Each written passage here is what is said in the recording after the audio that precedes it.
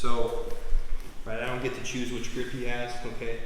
But let's say he has a seatbelt, right? If I try to do this, if I try to do these other techniques, they're not gonna work, right? Because if I try to trap this wrist and I try to roll here, as I roll through, right, it's still on my back, right? It's the problem is his chest. He's now connected to my back. You know, he can switch his hips, he can sit me off, right?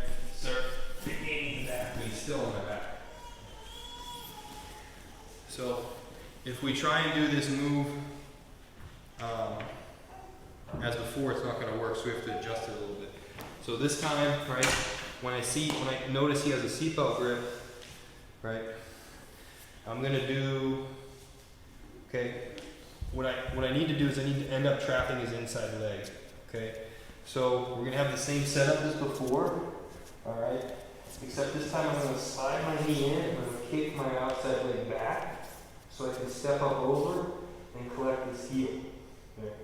Once I get this heel, now when I hit my roll, his legs aren't free to get to my back, okay? Right, so I'm curling this in, but okay, when I get here, I don't want to shield here. I immediately want to get my elbows to the mat, okay? Because he's still on my back. The second my elbows to the mat, right? The second my elbows to the mat, I'm out of back control, right? There's no chokes. He's not going to take my back, right? Now, you know, if he just stands there, we're just going to come on top. But more likely, he's going to come to the top. So I'm going to bring my knee and my hook in, and as he comes to the top position, right, I'm going to end up in the top.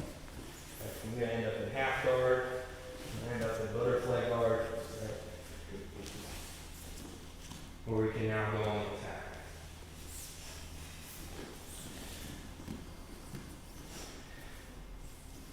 So this time he has a seatbelt, okay? Right, same movement as before, right? I'm still gonna take my ear to his chest, but this time I'm gonna scissor my legs, right? So my one knee comes in and the left one comes straight, so I can reach up over to collect this heel. Now I'm gonna use this heel to curl into my butt to finish the sweep to trap the leg. Right? Problem is if I hit this and I don't have this leg, he's free to come to top, he's free to take my back, right? He's still on my back, right? But if I hit this and I have this leg, this leg trap, this gives me enough time to get my elbows to the mat, right?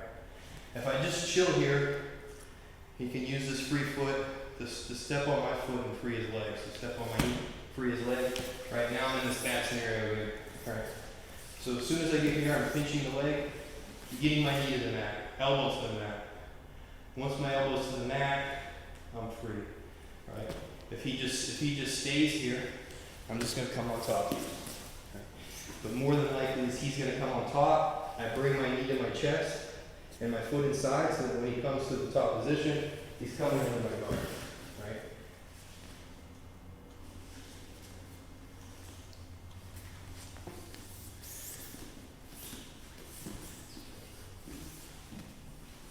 Right. And this works whether he's covering my hips or if he's hip to hip, right? If he's hip to hip, it's actually even easier here. Because I'm just going to turn in, right? Bring my knee to my chest. And see how he comes forward, right? When I drop my shoulder, I need his heel off his butt. If his heel's back on his butt, I'm never going to access the heel. So I bring him forward to expose the heel, to step over the heel. Once I have the heel, we curl, turn, elbow to the mat, and then knee to the chest. Okay.